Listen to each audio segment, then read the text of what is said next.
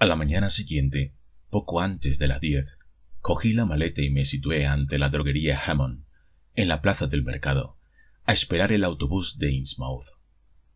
Cuando ya faltaba poco para llegar, observé que los paseantes se alejaban de la parada. El empleado de la estación no había exagerado la repugnancia que sentían en la localidad por los habitantes de Innsmouth. Al poco tiempo apareció, retemblando por State Street, un coche de línea bastante viejo, pintado de verde sucio. Dio la vuelta y frenó al lado de donde yo estaba. Enseguida me di cuenta de que era el que yo esperaba. Encima del parabrisas se adivinaba el casi ilegible cartel Arkham, Innsmouth, Newburyport. Solo venían 3 pasajeros. 3 hombres más bien jóvenes, morenos, mal vestidos y de semblante hosco. Cuando el vehículo se detuvo, bajaron los 3 y, con paso torpe y desmañado, echaron a andar en silencio por State Street, casi de manera furtiva. El conductor bajó también del coche y le vi desaparecer en el interior de la droguería. Este debe de ser el tal Joe Sargent que mencionó el empleado de la estación, pensé, y antes de reparar en ningún detalle, sentí que me embargaba una oleada de instintiva aversión, tan incontenible como inexplicable. De pronto, me pareció muy natural que la gente de la localidad no deseara subir a semejante autobús ni visitar la población donde vivía aquella chusma.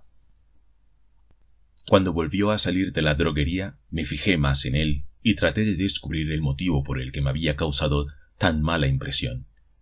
Era un hombre flaco, de hombros caídos y 1,70 de estatura, o tal vez menos.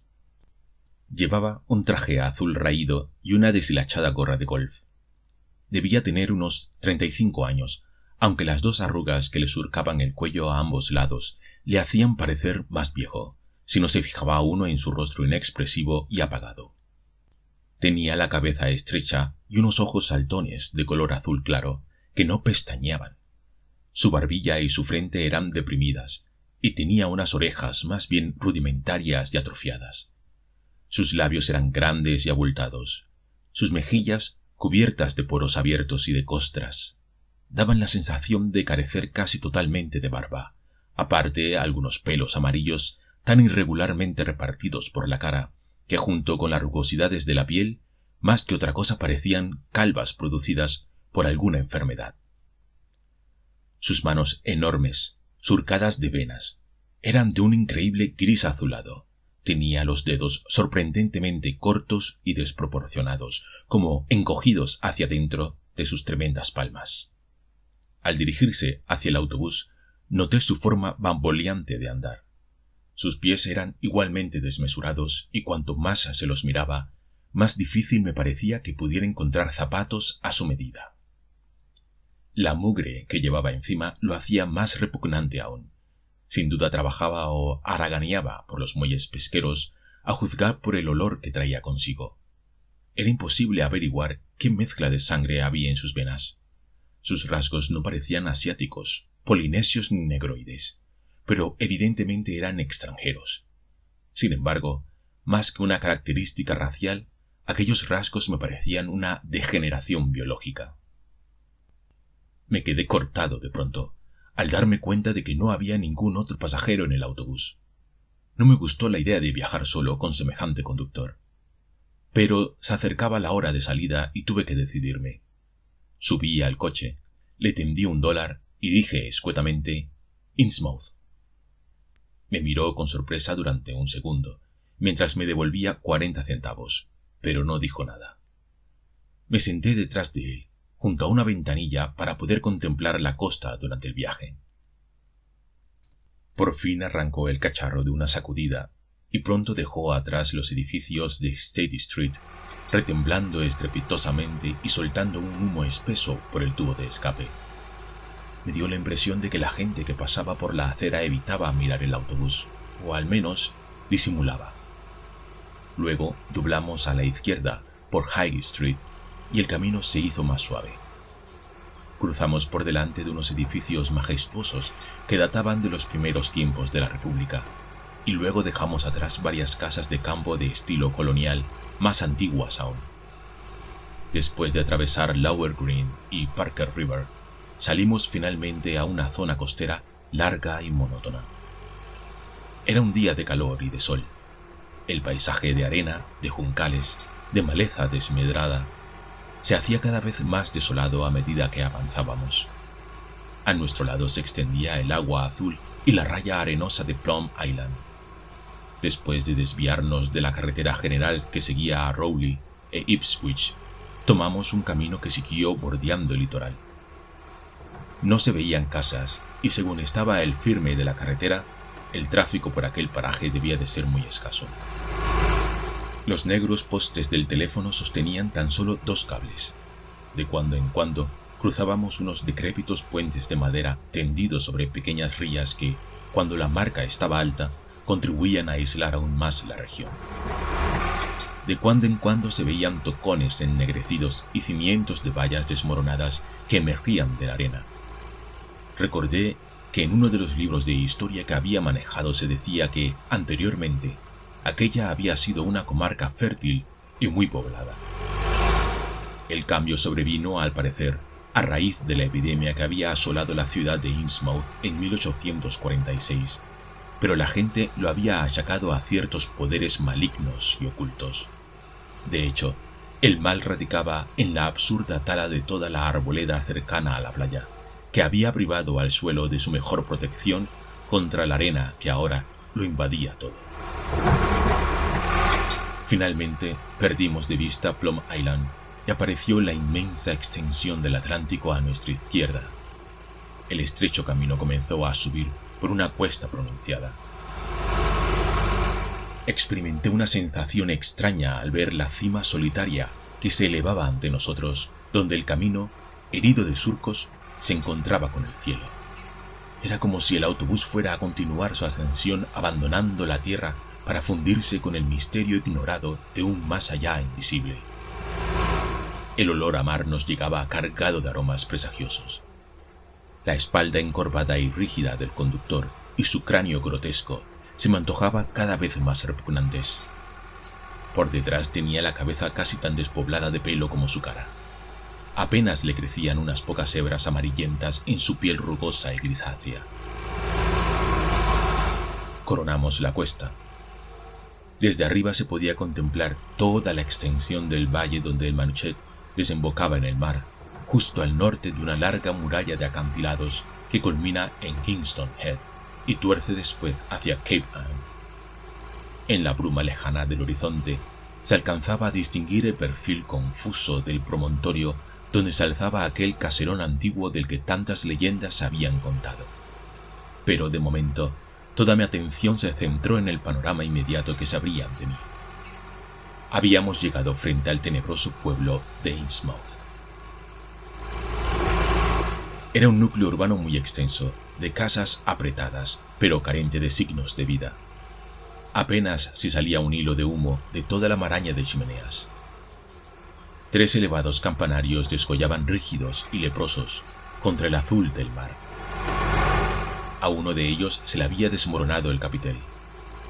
Los otros 2 mostraban los negros agujeros donde antaño estuvieran las esferas de sus relojes. La inmensa marca de techumbres inclinadas y buhardillas puntiagudas formaban un paisaje desolador. A medida que avanzábamos carretera abajo, descubrí que muchos de los tejados estaban totalmente hundidos. Había algunas casas grandes de estilo georgiano con tejados de 4 aguas, cúpulas y galerías acristaladas. La mayoría de ellas estaban lejos de la mar, y 1 o 2 vi que todavía se conservaban en buen estado. En el espacio que había entre unas y otras, se veía la línea rumbrosa del ferrocarril abandonado, invadida de hierba, bordeada por los postes del telégrafo sin cables ya, y las huellas borrosas de los viejos caminos de carro que iban a Rowley y a Ipswich. El abandono y la ruina se hacían más evidentes en el barrio marinero junto a los muelles. Sin embargo, en su mismo centro se alzaba la blanca torre de un edificio de ladrillo muy bien conservado, que parecía como una pequeña fábrica. El puerto, invadido por los bancos de arena, estaba protegido por un antiguo espigón de piedra sobre el que se distinguían las menudas figuras de algunos pescadores sentados. En la punta del espigón se veían los cimientos circulares de un faro derruido. En el puerto se había formado una lengua de arena sobre la cual había unas chozas miserables, algunos botes amarrados y unas cuantas nasas diseminadas. El único sitio en que parecía haber profundidad era donde el río, una vez pasado el edificio de la Torre Blanca, daba la vuelta hacia el sur y vertía sus aguas en el océano, al otro lado del espigón. Los muelles de embarque estaban podridos de un extremo a otro. Los más ruinosos eran los de la parte sur, y allá lejos, mar adentro, pese a la marca alta, pude distinguir una raya larga y negra que apenas afloraba del agua y que al instante ejerció sobre mí una atracción singular y maligna. Era, sin duda, el arrecife del diablo. Por un momento, mientras lo contemplaba, tuve la sorprendente sensación de que me estaban haciendo señas desde allá, lo que me produjo un inmenso malestar. No encontramos a nadie por el camino. Empezamos a cruzar por delante de una serie de granjas desiertas y desoladas. Después vinieron unas pocas casas habitadas, cuyas ventanas estaban tapadas con harapos. En los estercoleros se amontonaban las conchas y el pescado estropeado. Algunos individuos trabajaban con aire ausente en sus jardines yermos y sacaban almejas en la orilla, siempre en medio de un penetrante olor a pescado. Unos grupos de niños sucios y de cara simiesca jugaban en los portales invadidos por la hierba. Había algo en aquella gente que resultaba más inquietante aún que los lúgubres edificios. Casi todos tenían los mismos rasgos faciales y los mismos gestos, cosa que producía una repugnancia instintiva e irremediable. Por un instante me pareció que aquellos rasgos me recordaban algún cuadro visto anteriormente, en circunstancias excepcionalmente horribles.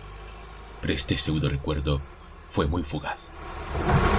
Al llegar el autobús a la zona llana donde se alzaba el pueblo, comencé a oír el murmullo monótono de una cascada en medio de un silencio impresionante.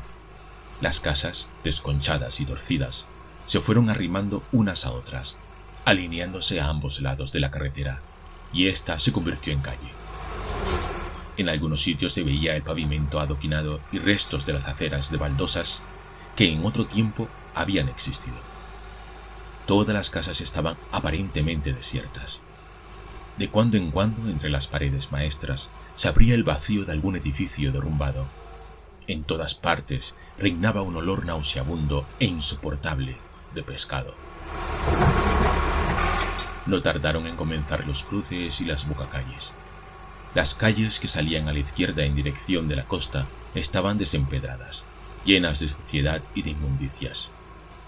Aún no había visto a nadie en el pueblo, pero al fin se veían algunos signos de vida. Cortinas en algunas ventanas, un cascado automóvil detenido junto al bordillo. El pavimento y las aceras se iban perfilando cada vez más, y aunque casi todas las casas eran bastante viejas, edificios de madera y ladrillo de principios del siglo XIX, se veía que todavía estaban en condiciones. Fascinado por el interés de cuanto veía, me olvidé del olor repugnante y de la sensación opresiva que había experimentado al principio. Pero no había de llegar yo a mi punto de destino sin recibir otra impresión tremendamente desagradable. El autobús desembocó en una especie de plaza flanqueada por dos iglesias, en cuyo centro había un círculo de césped pelado y seco. En la calle que salía a la derecha se alzaba un edificio con columnas. La fachada, pintada de blanco en tiempos atrás, estaba ahora gris y desconchada. Las letras doradas y negras del frontis estaban tan borrosas que me costó bastante descifrar la inscripción Orden Esotérica de Dagón. Se trataba pues de la antigua logia masónica, actualmente consagrada a un culto degradante.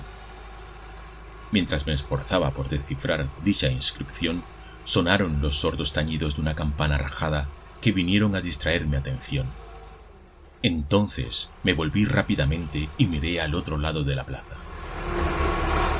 Los toques de campana provenían de una iglesia de piedra de falso estilo gótico que parecía mucho más antigua que el resto de los edificios de Innsmouth.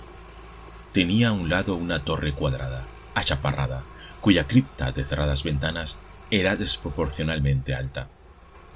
El reloj de la torre carecía de manillas, pero sabía que aquellos golpes sordos correspondían a las 11. Y de repente, todas mis reflexiones se esfumaron ante la inesperada aparición de una figura tan horrenda que me estremecí aún sin haber tenido tiempo de verla bien. La puerta de la cripta estaba abierta y formaba un rectángulo de oscuridad. Y al mirar casualmente, cruzó ese rectángulo algo que provocó en mí una fugaz impresión de pesadilla. Era un ser vivo, el primer ser vivo aparte del conductor que veía dentro del casco urbano. De haber tenido los nervios más tranquilos, probablemente no habría encontrado nada aterrador en ello, porque un momento después me daba cuenta de que se trataba tan solo de un sacerdote. Ciertamente vestía una extraña indumentaria, adoptada tal vez cuando la Orden de Dagón había decidido modificar el ritual de las iglesias locales. Creo que lo primero que me llamó la atención, lo que me llenó de aquel repentino horror, fue la alta tiara que llevaba. Se trataba de una reproducción exacta de la que Miss Tilton me había mostrado la noche anterior. Sin duda fue esta coincidencia la que desató mi imaginación y me hizo ver algo siniestro en el rostro vislumbrado y en el atavío de aquella silueta que cruzó pesadamente el umbral de la puerta. Un segundo después resolví que no había ninguna razón para sentir ese horror que parecía nacer como un recuerdo maligno y olvidado. No era natural que el misterioso ritual del lugar hubiese hecho adoptar a sus ministros ciertos ornamentos sacerdotales que resultasen especialmente familiares a la comunidad, por haber sido hallados en un tesoro, por ejemplo. Unos poquísimos jóvenes de aspecto repelente se dejaron ver por las aceras.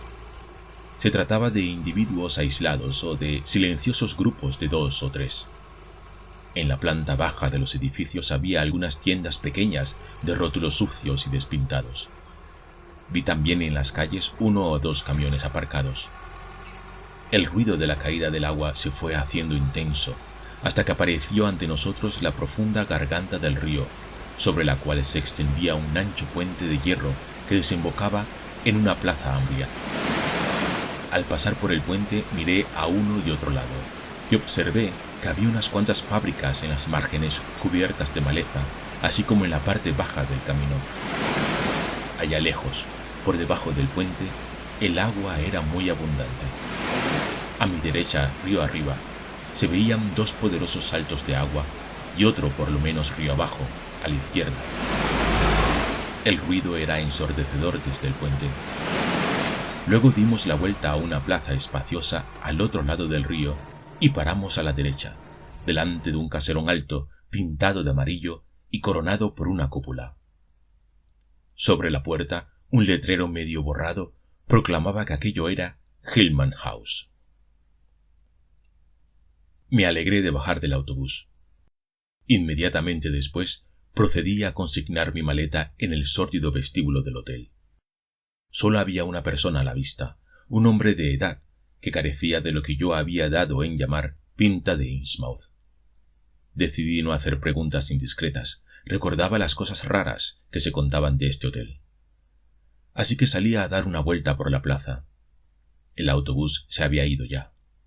Me entretuve en inspeccionar el sitio. A un lado, la plaza daba a un solar pedregoso tras el cual se extendía el río. Al otro extremo había un semicírculo de edificios de ladrillo con tejados oblicuos que seguramente databan de 1800. De allí se abrían varias calles en abanico. Por la noche, habida cuenta de la escasez de farolas, estas calles tendrían una iluminación bastante pobre. Pensé con alivio en mi proyecto de marcharme de allí antes del anochecer. Los edificios se conservaban todos en bastante buenas condiciones y albergaban quizá una docena de establecimientos comerciales de lo más corriente. Una sucursal de una gran cadena de tiendas de comestibles, un restaurante de aspecto triste, una droguería, un almacén de pescado al por mayor y, en el extremo de la plaza, no lejos del río, las oficinas de la única industria del pueblo, las refinerías Marsh. habría unas 10 personas por allí, y 4 o 5 automóviles y camiones aparcados junto a la acera. Evidentemente, se trataba del centro comercial de Innsmouth. Hacia oriente, se podían ver los azules parpadeos del puerto, sobre los que se alzaban las ruinas de 3 antiguos campanarios, muy bellos en su lúgubre desolación. Cerca de la orilla, al otro lado del río, se veía sobresalir una torre blanca por detrás de un edificio que debía ser la refinería Marsh. Después de pensarlo un rato, decidí empezar mis indagaciones en la tienda de comestibles. Tratándose de una sucursal, era probable que sus dependientes no fueran de Innsmouth, como así resultó. En efecto, el único empleado era un muchacho de unos 17 años, cuyo aspecto franco y simpático prometía abundante información. Daba la impresión de que estaba deseoso de charlar, y no tardé en descubrir que no le gustaba el pueblo, ni su olor a pescado, ni sus furtivos habitantes. Para él era un alivio poder hablar con cualquier forastero. Era de Arkham y vivía con una familia que procedía de Ipswich. Siempre que podía hacía una escapada para visitar a su familia. A ésta no le gustaba que trabajase en Innsmouth, pero la empresa lo había destinado allí y él no deseaba dejar el empleo. Dijo que en Innsmouth no había biblioteca pública ni cámara de comercio, pero que no me sería difícil orientarme por las calles. Seguramente encontraría monumentos de interés. Donde yo me había apeado era Federal Street. De aquí nacía en dirección a poniente una serie de calles residenciales: Broad, Washington, Lafayette y Adams. Y al otro lado estaba el miserable barrio marinero. En ese barrio, cuya arteria era Main Street, encontraría unas viejas iglesias muy bellas de estilo georgiano, completamente abandonadas. Sería conveniente que yo no llamara demasiado la atención por aquellas inmediaciones, especialmente al norte del río, ya que el vecindario era de gente hosca y mal encarada. Incluso se decía que algunos forasteros habían llegado a desaparecer. Ciertos lugares eran prácticamente territorio prohibido, según había aprendido a costa de disgustos. Por ejemplo, no era aconsejable rondar por los alrededores de la refinería Marsh, ni por las proximidades de cualquiera de los templos que aún se hallaban abiertos al culto, ni por delante del edificio de la Orden de Dagón situado en New Church Green. Los cultos que se practicaban eran muy extraños. Todos ellos habían sido enérgicamente desautorizados por sus respectivas iglesias de fuera de Innsmouth. Las sectas locales, aun cuando conservaban sus primitivos nombres, practicaban las más extrañas ceremonias y utilizaban unas vestiduras sacerdotales sumamente raras. Sus credos heréticos y misteriosos hacían alusión a ciertas metamorfosis prodigiosas, a consecuencia de las cuales se obtenía la inmortalidad material en este mundo. El pastor del muchacho, el Dr. Wallace, de Arkham, le había instado a que no frecuentara ninguna iglesia de Innsmouth. En cuanto a la gente, él apenas sabía nada. Eran huidizos, les veía raramente y vivían como los animales en sus madrigueras, de modo que resultaba muy difícil imaginarse a qué se dedicaban, aparte de la eterna pesca. A juzgar por las cantidades de licor clandestino que consumían, se debían de pasar la mayor parte del día en estado de embriaguez. Parecían unidos a una especie de misteriosa camaradería y sentían un gran desprecio por el resto del mundo, como si fueran ellos los elegidos para otra vida mejor. Su aspecto, en particular aquellos ojos fijos e imperturbables que no pestañeaban jamás, era lo que más le repelía de ellos. Después, sus voces roncas de acento inhumano. Era lo más desagradable del mundo oírles cantar por las noches en la iglesia, en especial durante sus grandes festividades, que ellos denominaban renacimientos, celebradas 2 veces al año, el 30 de abril y el 31 de octubre. Eran muy aficionados al agua y siempre estaban nadando en el río y en el puerto. Las competiciones hasta el lejano arrecife del Diablo eran muy frecuentes, y viéndoles, daba la sensación de que todos estaban en condiciones de participar en esta dura prueba deportiva. Pensándolo bien, uno se daba cuenta de que las únicas personas que aparecían en público eran jóvenes. Incluso entre estos, a los mayores, se les notaba ya ciertos signos de degeneración. Era muy raro encontrar adultos sin rastro de desviación biológica alguna, como el viejo empleado del hotel, y uno se preguntaba qué ocurría con los viejos. ¿No sería tal vez la pinta de Innsmouth un extraño fenómeno patológico que les iba minando el organismo a medida que transcurrían los años? Naturalmente, solo una grave enfermedad podía acarrear tales y tan grandes modificaciones anatómicas en las personas que alcanzaban la madurez, modificaciones tan profundas que incluso llegaban a afectar a la forma del cráneo. En ese caso, la cosa ya no sería tan desconcertante, puesto que se trataría de una enfermedad. De todas formas, el muchacho me dio a entender que era muy difícil sacar conclusiones concretas sobre el asunto, ya que jamás se llegaba a conocer personalmente a los viejos del lugar, por mucho que viviese uno entre ellos. Dijo, además, que estaba convencido de que había individuos más repugnantes que los que se veían por la calle, pero que los encerraban en determinados lugares. Se oían cosas la mar de raras. Decían que las casas del puerto se comunicaban entre sí mediante una serie de subterráneos secretos y que el barrio era un auténtico vivero de monstruos deformes. Era imposible saber qué clase de sangre les corría por las venas, si es que les corría alguna. Cuando llegaba al pueblo algún enviado del gobierno o alguna personalidad, solían ocultar a los tipos más señaladamente repulsivos. Añadió que era inútil preguntarles nada sobre el lugar. El único capaz de hablar era un viejo que vivía en el asilo de la salida del pueblo y que solía pasear por las calles próximas al parque de bomberos. Este venerable personaje, Zadok Allen, tenía 96 años y estaba algo tocado de la cabeza, además de ser el borrachín del pueblo. Era un individuo huidizo y extraño que siempre miraba de soslayo como si temiese algo. Estando sereno no se le podía sacar una palabra del cuerpo. Sin embargo, era incapaz de rechazar cualquier invitación y, una vez bebido, contaba las historias más asombrosas del mundo. De todos modos, pocos datos útiles podría sacar de él, ya que no decía más que disparates, cosas prodigiosas y horrores imposibles, propios de una mente desequilibrada. Nadie le creía, pero a los de Innsmouth no les gustaba verle beber y charlar con extraños. No era prudente que le vieran a uno haciéndole preguntas. Probablemente, las descabelladas habladurías que corrían por allí provenían de él. Es cierto que algunos habitantes de Innsmouth, que procedían de otras localidades, afirmaban haber visto escenas horribles, pero las aterradoras historias del viejo Zadok, unidas a la deformidad de los habitantes, eran suficientes para provocar todo tipo de supersticiones y fantasías. Ninguno de los forasteros que vivían en el pueblo se atrevía a salir de noche. Se decía que era peligroso.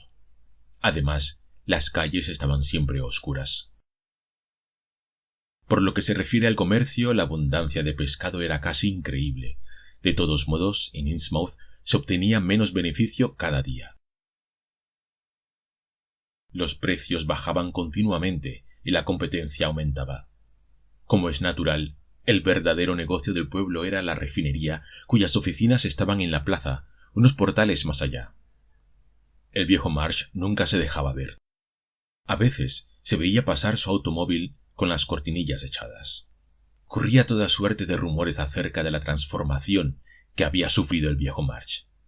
En sus tiempos había sido siempre muy atildado, y se decía que vestía aún una elegante levita de tiempos del rey Eduardo, aunque se la habían tenido que adaptar a ciertas deformidades. Al principio dirigían sus hijos la oficina de la plaza, pero últimamente se habían retirado de la vida pública, dejando el peso del negocio a la generación más joven. Tanto ellos como sus hermanas habían sufrido un cambio muy extraño, especialmente los mayores, y se decía que estaban muy mal de salud. Por lo visto, una de las hijas de Marsh era verdaderamente horrible. Según se decía, parecía un reptil. Iba siempre ataviada con una gran cantidad de joyas fantásticas. Hasta llevaba una tiara del mismo estilo que la del museo, por lo que me dijo el muchacho. Él mismo se la había visto en la cabeza más de una vez. Sin duda provenía de algún tesoro escondido por los piratas o los demonios. Los curas o los pastores, o como se les llamase a esos extraños sacerdotes, usaban también tiaras de este tipo. pero rara vez se les veía. Me confesó que él no había visto más que una, la de la muchacha, aunque corría el rumor de que existían varias en la ciudad. Además de los Marsh, había otras 3 familias de elevada posición, los White, los Hillman y los Elliot. Todas eran gente retraída. Vivían en casas inmensas a lo largo de Washington Street. Se decía que con ellos vivían secuestrados ciertos familiares que sufrían también horribles deformaciones y cuyo fallecimiento había sido certificado oficialmente. Como en muchas calles habían desaparecido los rótulos, el muchacho me dibujó un plano rudimentario pero bien detallado del pueblo para que pudiera orientarme. Después de examinarlo un momento, consideré que me iba a servir de gran ayuda. Le di las gracias y me lo guardé en el bolsillo. No me gustaba la idea de ir a comer al restaurante que había visto, así que le compré un poco de queso y galletas para tomar un bocado más adelante. El programa que me había trazado consistía en deambular por las calles principales, hablar con alguien que no fuese de allí si tenía ocasión de ello y coger el autobús de las 8 para Arkham. A primera vista se notaba que el pueblo era un caso extremo de decadencia colectiva. En fin, yo no soy sociólogo, de manera que limité mis observaciones a la arquitectura. Empecé a buen paso mi recorrido sistemático por las sórdidas calles de Innsmouth. Después de cruzar el puente, me desvié hacia el fragor de los saltos de agua que había río abajo. Pasé junto a la refinería Marsh, de la que no salía ruido alguno ni se notaba la menor actividad. El edificio estaba situado junto al río, cerca del puente y de una confluencia de calles que debió de ser el primitivo centro comercial del pueblo, desplazado después por la actual Plaza Mayor. Volví a cruzar la garganta por el puente de Main Street y desemboqué en un paraje tremendamente desolado. Los montones de cascote y los tejados fundidos formaban una línea mellada y fantástica que se recortaba contra el cielo. Por encima, severo y decapitado, destacaba el campanario de una antigua iglesia. En Main Street había algunas casas habitadas al parecer, pero sus puertas y ventanas estaban cerradas con tablas clavadas. Más abajo, unos edificios ruinosos y abandonados abrían sus ventanas como negras órbitas vacías sobre las calles empedradas. Algunos de aquellos edificios se inclinaban peligrosamente a causa de los hundimientos del suelo. Reinaba un silencio imponente. Tuve que armarme de valor para atravesar aquel lugar en dirección al puerto. Ciertamente, la impresión sobrecogedora que produce una casa desierta aumenta cuando el número de casas se multiplica hasta formar una ciudad de completa desolación. El interminable espectáculo de callejones desiertos y fachadas miserables, la infinidad de cuchitriles oscuros, vacíos, abandonados a las telarañas y a la carcoma, provocan un temor que ninguna filosofía puede disipar. En Fish Street estaba todo tan desierto como en la arteria principal, aunque ofrecía un aspecto diferente.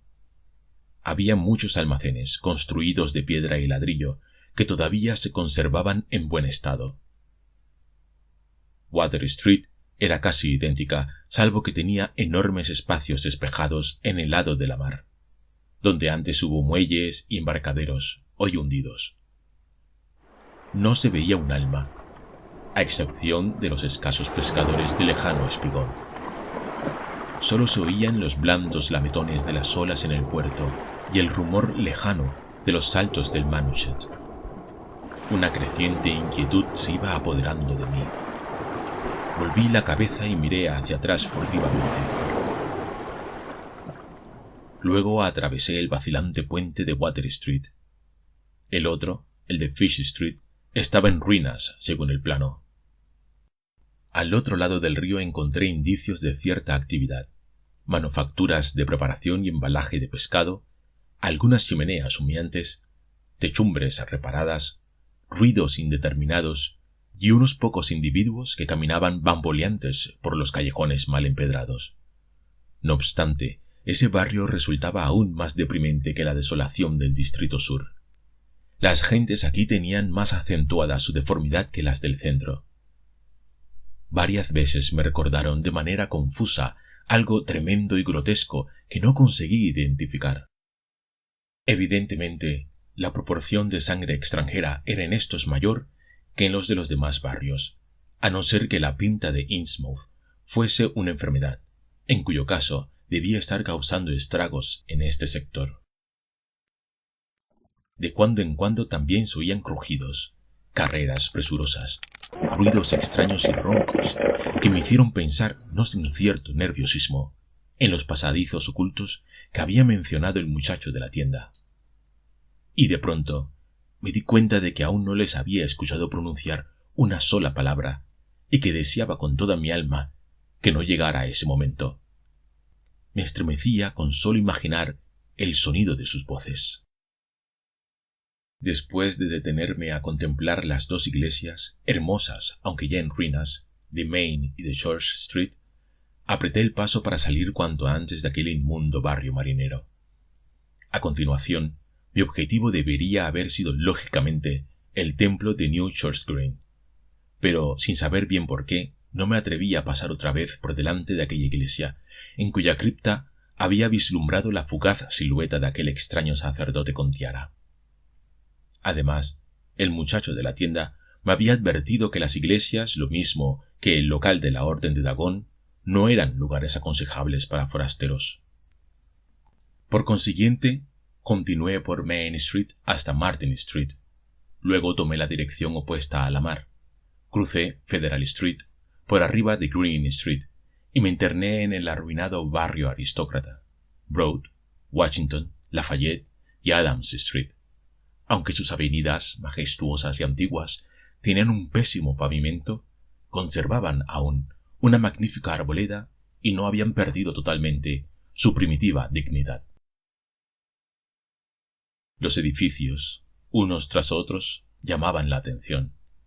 La mayoría eran casas decrépitas, rodeadas de jardincillos totalmente abandonados. De cuando en cuando se veía alguna vivienda habitada. En Washington Street había una fila de 4 o 5 edificios muy bien conservados, con sus jardines impecables. Pensé que el más suntuoso de todos, rodeado de parterres inmensos que se extendían a todo lo largo de la calle, hasta Lafayette Street, debía de ser la casa del viejo Marsh, el infortunado propietario de la refinería. En ninguna de estas calles encontré alma viviente. Me extrañaba la completa ausencia de perros y gatos en Innsmouth. Otra cosa que me chocó fue que, incluso en las mejores mansiones, las ventanas de los áticos y el tercer piso permanecían firmemente cerradas y clavadas con tablas. El disimulo y el misterio parecían generales en esta extraña ciudad de silencio y de muerte. Por otra parte, no podía sustraerme a la sensación de que en todo momento me vigilaban unos ojos ocultos, taimados y fijos, que no parpadeaban jamás. Me sacudió un escalofrío al oír los 3 toques de la campana cascada. Demasiado bien recordaba la iglesia de donde provenían esos tañidos. Siguiendo por Washington Street hacia el río, fui a parar a una zona que antiguamente debió de ser industriosa y comercial. Frente a mí se alzaban las ruinas de una factoría, otros edificios en el mismo estado y los restos de una estación de ferrocarril. Más allá, el antiguo puente ferroviario cruzaba la garganta a la derecha de donde yo estaba. A la entrada del puente había un cartel que prohibía el paso, pero me arriesgué y pasé otra vez a la orilla sur, donde volví a tropezarme con individuos furtivos de torpe andar que me miraban con disimulo.